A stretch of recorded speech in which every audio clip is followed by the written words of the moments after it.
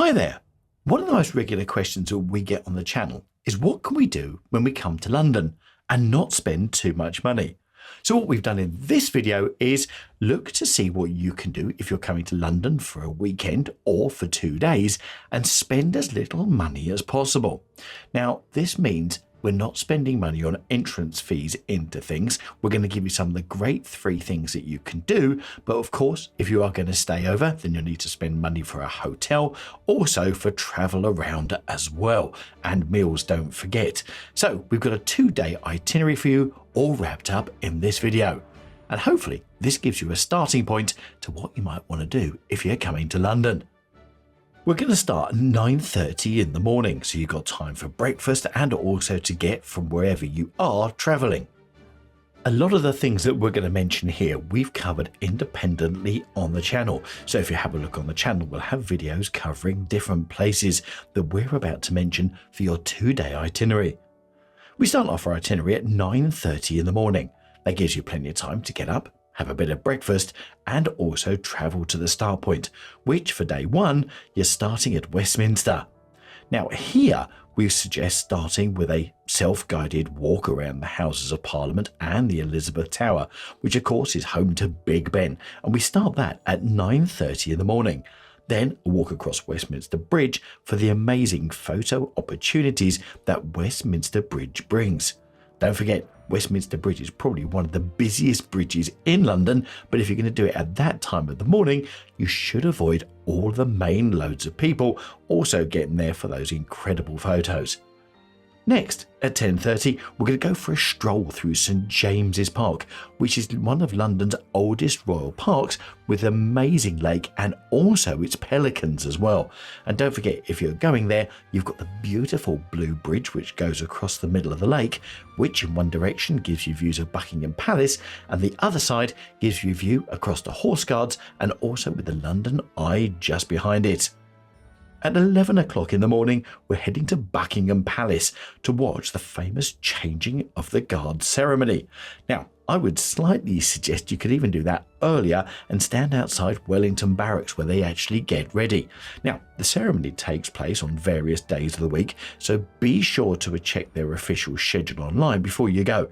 It's a brilliant display of British pageantry and completely free to watch. And once again, we've got a video on the channel where we show you the best places to go and stand and watch, because if you stand outside Buckingham Palace, you'll see them march by, but you won't necessarily see them in the front area. You've got to be there really, really early for that. But anyway, that's what I would suggest then.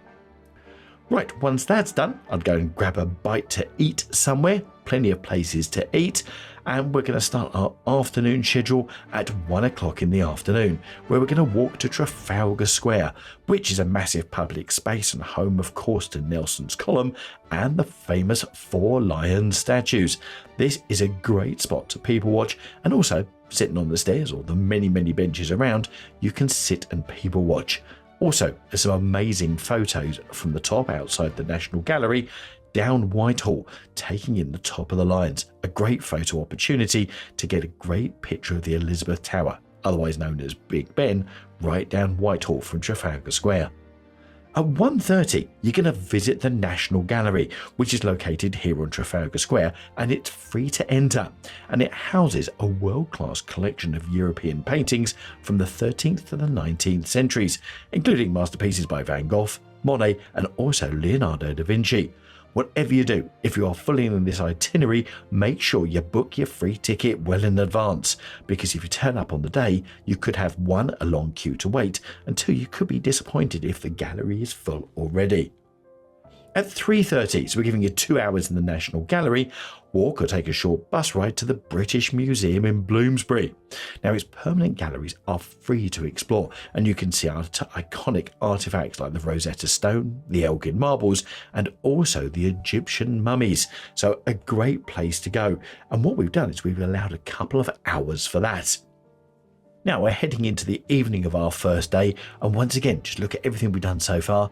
No money has changed hands to enter any of these amazing things or to come and observe these many things around London.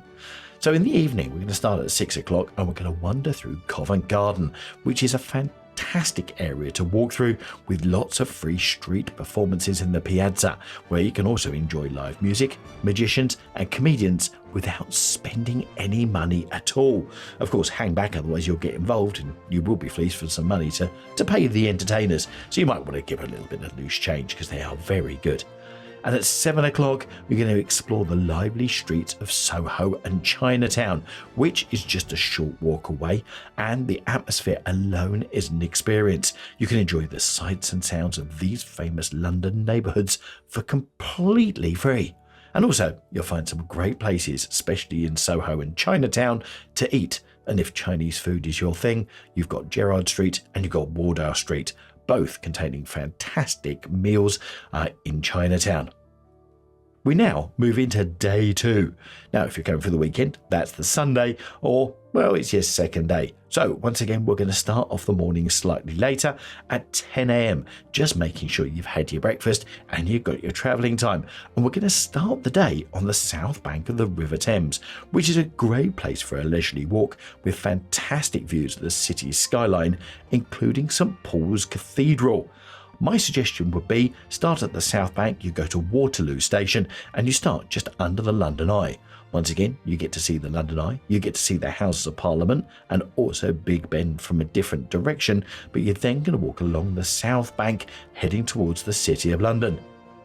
At 11 o'clock, we suggest you cross the Millennium Bridge, or around that time, which of course is the wobbly bridge from Harry Potter, to take in the wonderful views of St Paul's Cathedral. And while the entrance into St Paul's Cathedral does have a fee, the exterior and the surrounding grounds are beautiful and absolutely free to explore. So you don't need to go in, but you can walk around and take in the beautiful architecture that there's there. Now, at 12 midday, you're going to take that walk back over the Millennium Bridge. You're going to continue walking along the South Bank and you're going to go to Borough Market. Now, while it's a food market, you will likely be tempted to spend some money, but you can still enjoy the bustling atmosphere, soak in the sights and smells, and also sample of some of the free tasters from the vendors that they hand out. Now, whilst you're here, of course, it's lunchtime, so what better place to come and maybe get some food? Once again, it's not all completely free, but once you've had a taste and you've take a fancy on what you have, then Borough Market is definitely a great place to have your lunch. And there's also an amazing coffee vendor there, Colombian Coffee, which we've covered in our London Visited Coffee channel. So if you fancy seeing more about that, you can head there. There's a video on that. Now, once you're finished there, you're going to get on the train and you're going to head to South Kensington, because from 2 o'clock in the afternoon, South Kensington is the home of London's famous museum quarter. All the museums offer free entry to their main collections, and you could choose one that interests you the most. Alternatively, if you're zooming around, well, maybe you could do a couple. Now, what have you got? You've got the Natural History Museum, known for its stunning architecture and also its massive dinosaur skeletons, as well as other amazing exhibits that so many people miss. Also over the road from the Natural History Museum, you've got the Victoria and Albert Museum, the V&A. Now, this is a paradise for art and design lovers with incredibly diverse collections spanning centuries and cultures, and they've really got some historical features in there. Also, next to the Natural History Museum and opposite the Victoria and Albert, you've got the Science Museum, which is great for a hands-on experience and a deep dive into technological history. Now, at 5 o'clock in the afternoon, you're going to book a ticket. So you make sure you've got this ticket booked well in advance, and you're going to go to the Sky Garden. Now, the Sky Garden is otherwise known as the Walkie-Talkie on Fenchurch Street. You're going to go up, it's about 35 floors up, but it gives you amazing views over London. Once again, make sure you get your ticket in well in advance, and it gives you those 360-degree views of the city, but without paying the fees for going on the London Eye. But just make sure you get your ticket in advance, because the demand, without a shadow of a doubt, is always high. And finally, at 7 o'clock, you're going to finish your 2 days or your weekend with a final walk along the Thames, enjoying the illuminated landmarks if it's in the winter and late autumn or early spring, and also the true London atmosphere before you head home. So how about that? for a 2-day free itinerary. Once again, just spending on your hotel, spending on your travel, and spending on the food and drink that you have. But all of the attractions that we've talked about are completely free. But just make sure you've got your tickets in advance. And once again, this is a suggested itinerary, but it gives you a starter.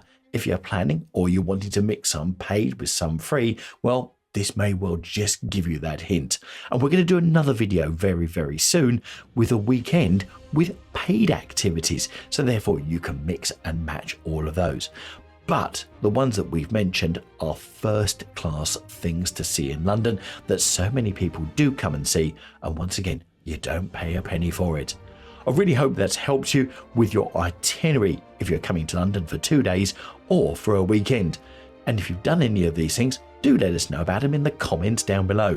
And if you're following the itinerary, also drop your note down below to help others also pick up some amazing things they can do in London for free. There are so many things. London, it's one of those capital cities that everyone says, wow, you've got to have a budget which is unlimited. We're just proving it's not. Thanks for watching. Take care, and we'll see you very soon.